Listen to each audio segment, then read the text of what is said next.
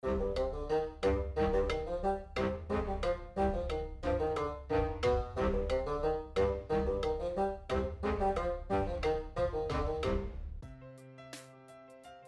there, geeky penguin fans. It's your favorite little geeky penguin named WhataboutBob here, and today I thought I would share some background info and my thoughts on the new upcoming Disney Plus series, Loki, that starts this Wednesday on June 9th.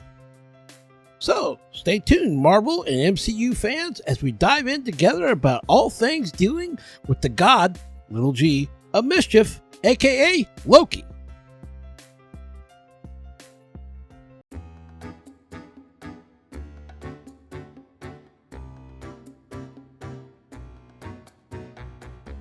You're listening to Penguin Thoughts. These are the thoughts that penguins are thinking when they were thinking that they were thinking about the thoughts they were thinking when they were thinking them. That is, we think.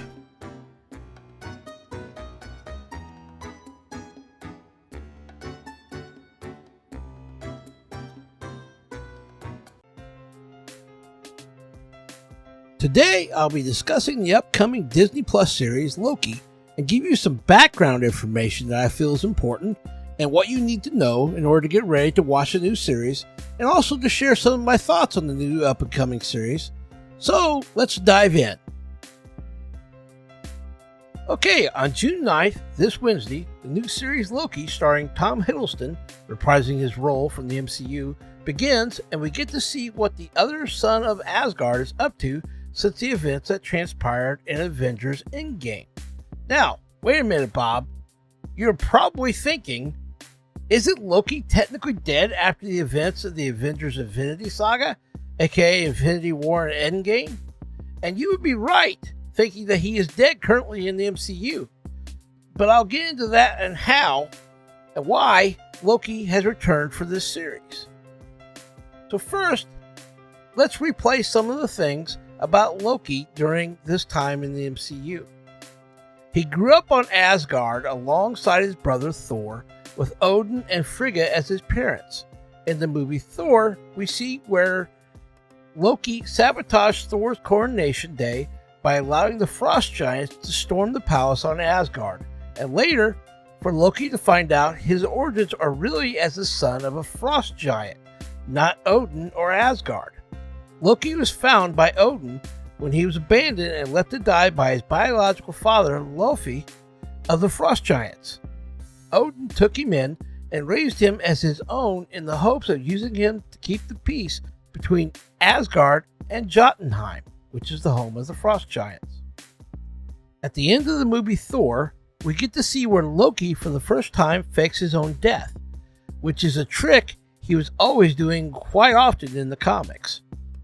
The wormhole that Loki threw himself into to fake his death led him to Sanctuary, where he met the Other, one of Thanos' servants, and Loki was given the scepter and promised to be ruler of Midgard, aka Earth, if he brought back the Tesseract, which contained the Space Stone.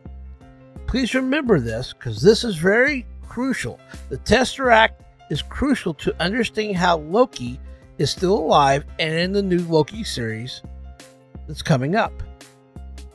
In the first Avengers movie, Loki was defeated and Thor took him back to Asgard for sentencing, where he ended up in prison on Asgard. At the beginning of Thor the Dark World, the Dark Elves killed Thor and Loki's mother, Frigga, and Thor decided to free Loki from prison so they could seek revenge together for the death of Frigga. Near the end of Thor the Dark World, Loki once again took the opportunity to fake his death when he was with Thor on Svartalfheim, fighting the Dark Elves.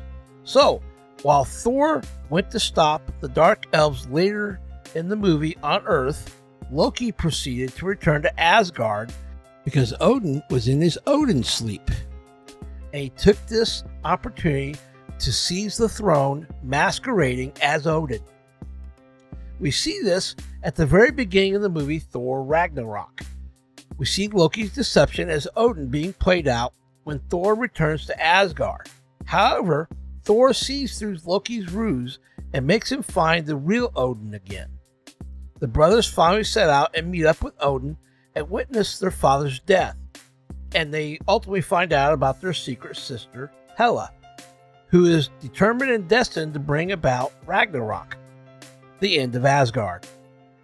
The brothers confront their sister, and in the scuffle, Mjolnir is destroyed. That's Thor's hammer. And Hela sent the two brothers to Sakaar, where they eventually met up with Bruce Banner, aka the Hulk, who has been a champion in the fight arena for the Grandmaster on Sakaar.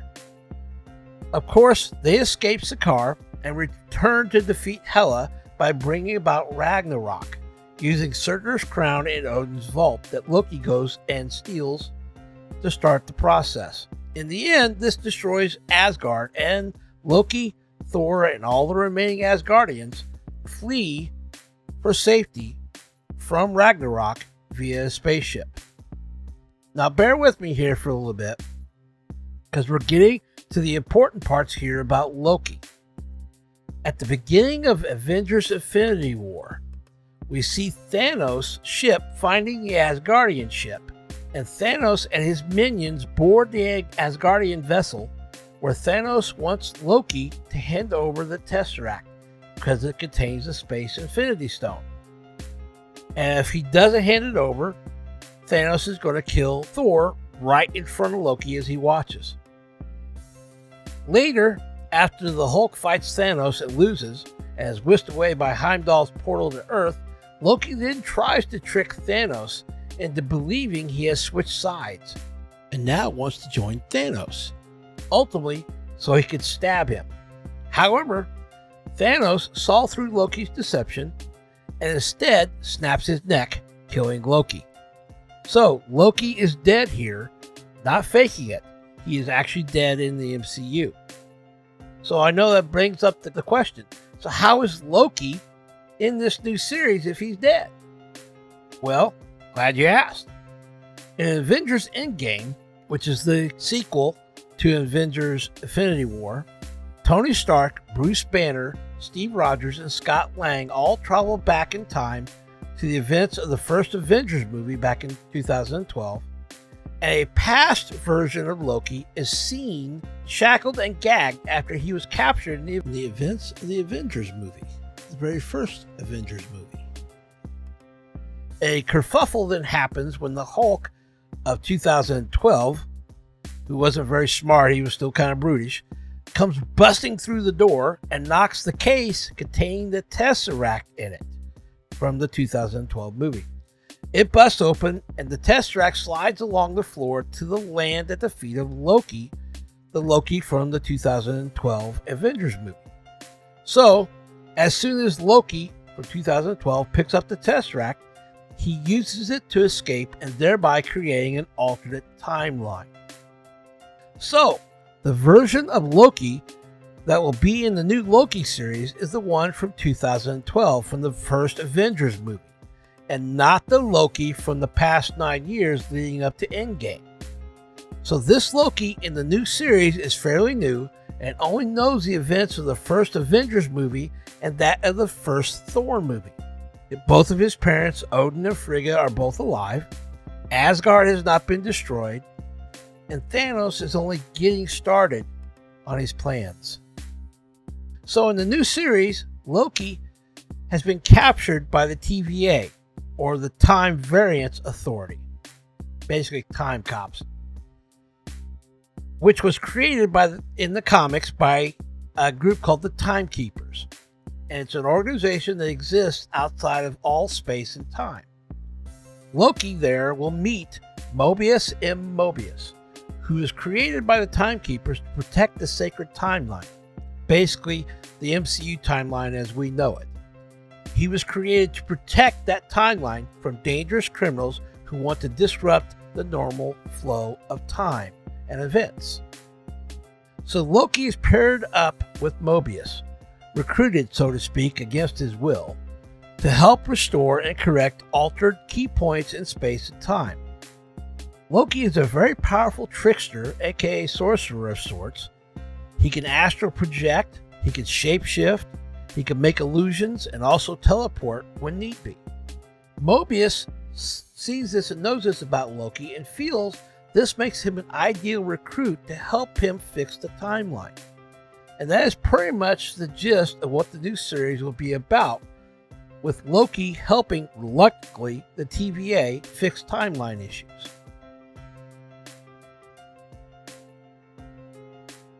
Okay, so here are my thoughts on Loki and also on the new Loki series. I've always found Loki very interesting, and at times more interesting of a character than his Asgardian brother Thor. There seems to be a love lost by Loki when it comes to his brother Thor, because Loki has always saw himself as the rightful ruler of Asgard rather than Thor.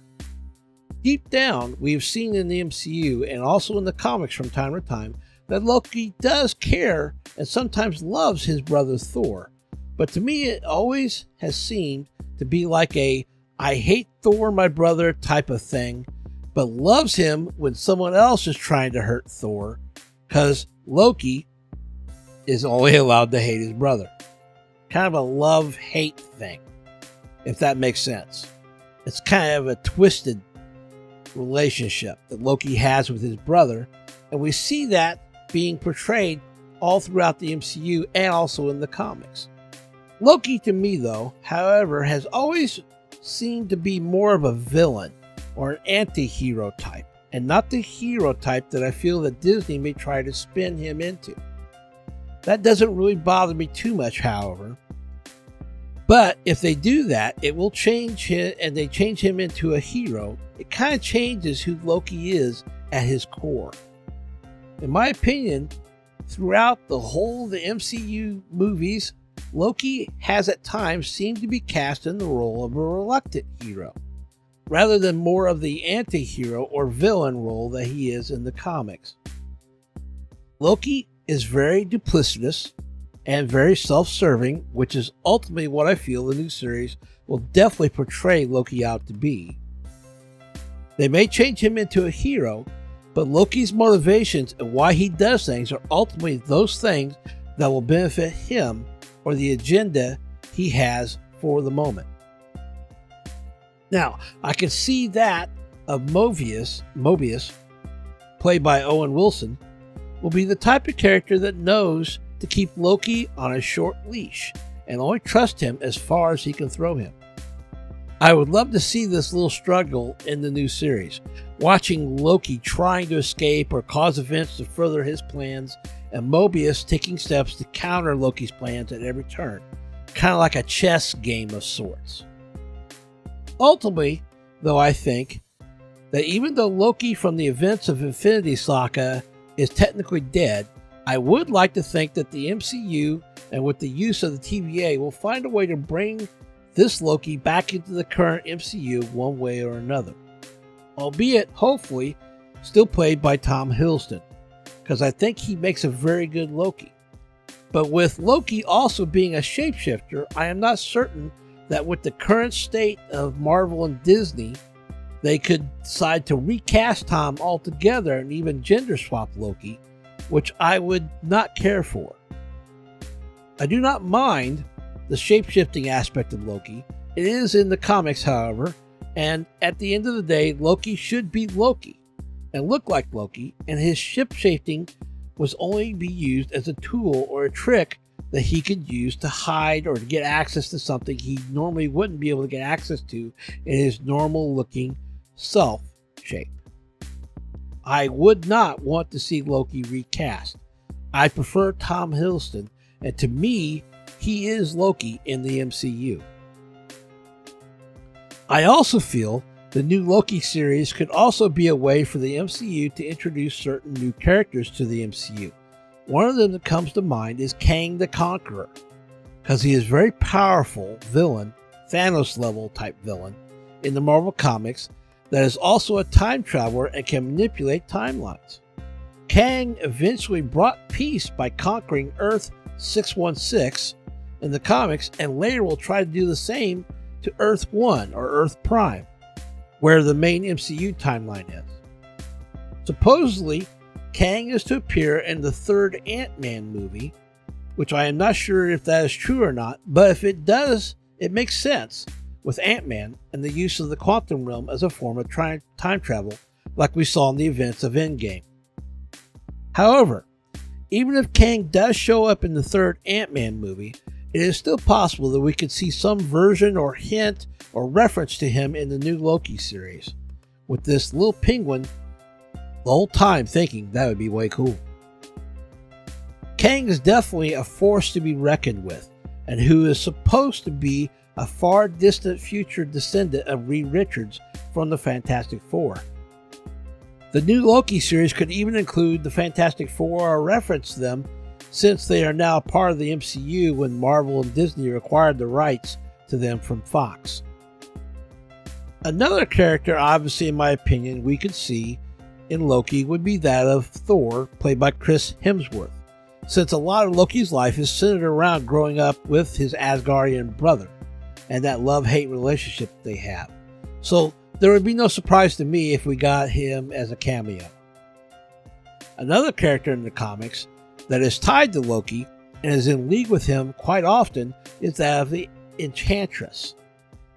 Enchantress, aka Amora, who is also an Asgardian, is also someone who is in love with Thor, yet never seems to gain favor with Thor, and that makes her more of a scorned lover of Thor, and the very reason why her and Loki seem to always get along because of their shared love-hate relationship of Thor.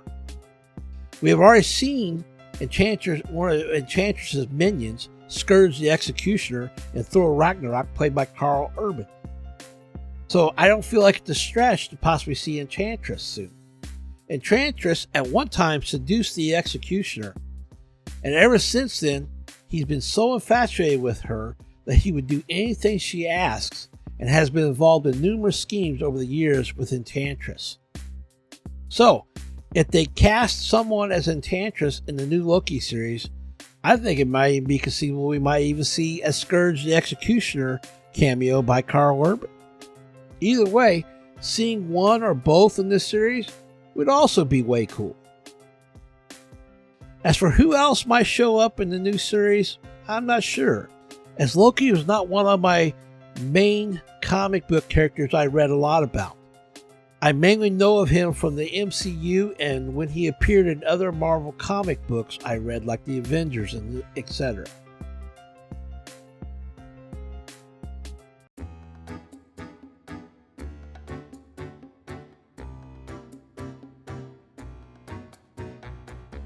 You're listening to Penguin Thoughts.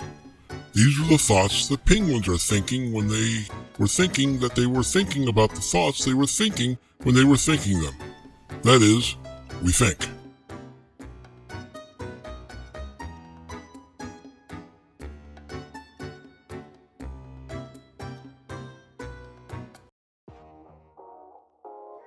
Anyway, so there you have it.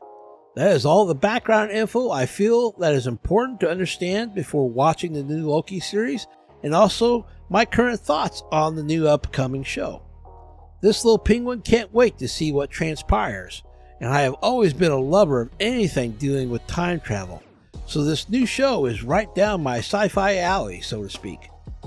So I hope you will be like me and check out the new Loki series coming to Disney Plus on this upcoming Wednesday, June 9th. And also, I hope you decide to come back and listen to more podcasts from yours truly. And if you're so inclined, I also have a YouTube channel where I make rather silly videos, as well as other social media sites, which are all linked on my Anchor podcast page. And I would be greatly honored if you would come, visit, and even subscribe. And as always, I'm the little geeky penguin named WhataboutBob, and I'm out the window because the door is shut. Or is it really shut? Or is it just another one of Loki's illusions? Who can tell? Later, peeps.